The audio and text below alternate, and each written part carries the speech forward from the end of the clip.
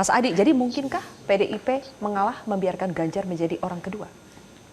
Saya memulai dari statementnya Mbak Puan Maharani. Ini adalah membuka ruang komunikasi sebenarnya dengan Gerindra atau siapapun yang bisa bicara dengan Prabowo Subianto. Karena selama ini bicara soal mengawinkan antara Ganjar dan Prabowo seakan-akan ini nggak selesai. Karena PDIP dipersepsikan tidak mungkin jadi orang nomor dua. Menjadikan Ganjar sebagai cawapresnya Prabowo. Ini kan bahasa politik yang menurut saya bersayap. Supaya Gerindra Prabowo Subianto mau lagi bicara tentang kemungkinan mengorkestrasikan siapa nomor satu dan nomor dua. Kalau PDIP, kita tahu persis bahwa yang bisa menentukan apakah Ganjar nomor satu ataupun nomor dua, Megawati Soekarno Putri. Nggak ada yang bisa membantah. Pertanyaannya adalah, Bang Ferry, Gerindra ataupun Pak Prabowo Subianto, kita bertanya, apakah ini betul hanya bisa diorkestrasikan oleh Prabowo Subianto sendiri, ataukah oleh Pak Jokowi?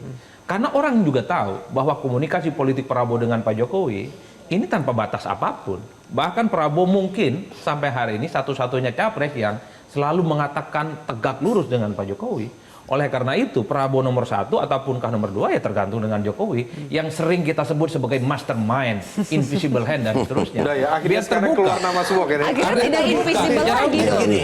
Kan itu yang kemudian bisa disambut. Ya. Artinya apa? Kan tinggal diuji Bang. Apakah Prabowo Subianto akan tegak lurus dengan Jokowi kalau diminta jadi orang nomor dua misalnya? Itu kan ujian yang sesungguhnya. Nah, kalau itu menurut saya tidak akan mungkin terjadi. Tidak mungkin Pak Prabowo menerima nomor dua itu. Pertama ya. Sekarang kekuatannya luar biasa. Survei juga dia tertinggi sekarang. Berarti mengawinkan ini memang jadi ilusi. Bukan ilusi. Tapi kalau untuk menjadikan dia nomor dua itu tidak mungkin. Itu dengan kekuatan yang dimiliki oleh Pak Prabowo sekarang dengan beberapa partai koalisi Indonesia Maju sekarang ini, kemudian secara survei beliau di atas, yang kemudian faktor umur. Beliau tidak ada kesempatan, bukan tidak kesempatan, tapi sulit kesempatan untuk berikutnya untuk menjadi calon presiden. Ngapain sekarang terima jadi calon wakil presiden? Kesempatan Prabowo untuk calon presiden kali ini. 5 tahun akan datang mungkin sudah sulit boleh menjadi calon presiden. Oleh karena itu secara objektif tidak ada alasan untuk Pak Prabowo terima nomor 2. Makanya diminta oleh Pak Jokowi, meskipun diminta oleh Pak Jokowi seandainya. Meskipun menurut saya diminta oleh Pak Jokowi. Dan saya yakin Pak Jokowi tidak akan mungkin meminta itu. Tegak lurusnya Prabowo ke Jokowi tegak lurus dalam hal keberlanjutan pembangunan yang direncanakan oleh Pak Jokowi. Dan saya yakin Pak Jokowi tidak mungkin meminta Pak Prabowo dengan karakteristik Pak Prabowo sekarang ini, dengan kondisi kontestasi politik yang ada dari atas politik, menurut saya Pak Jokowi tidak sampai hati meminta Pak Prabowo nomor 2. Oke, tapi Pak Jokowi meminta supaya PKB mendukung Prabowo dengan Erik katanya, kata Gus Yusuf. Benar itu, Gus Jazilul? Ya saya tidak menyaksikan itu ya, karena itu kan kejadiannya di ruang tertutup. Saya pikir yang disebut mastermind, saya pikir ya bisa saja itu benar, tapi saya nggak ingin mengomentari itu. Biarlah apa yang sudah terjadi kita anggap sebagai bagian yang kita harus evaluasi dan pelajari.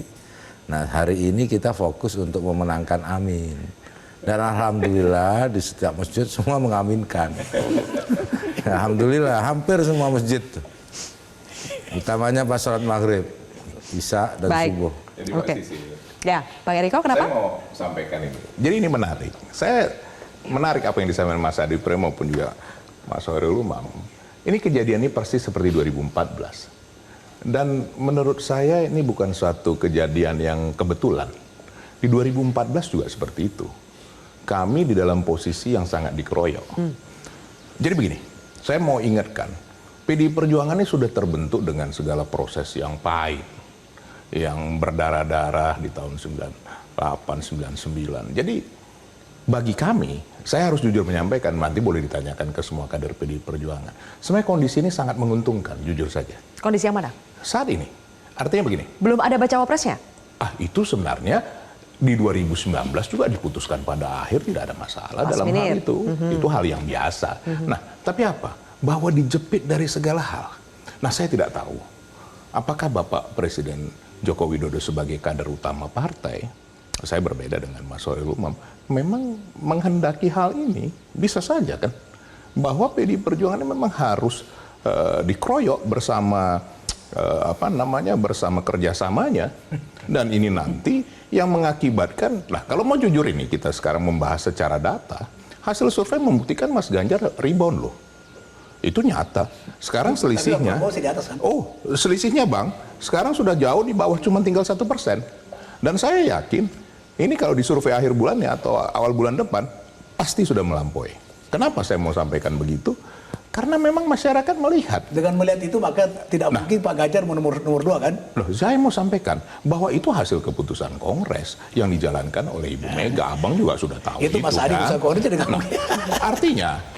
Artinya begini, Sibuk bahwa sekali rupanya. hal ini hal yang sangat wajar. Berlayar. Nanti apakah akan muncul tetap 3 poros atau 2, bisa saja.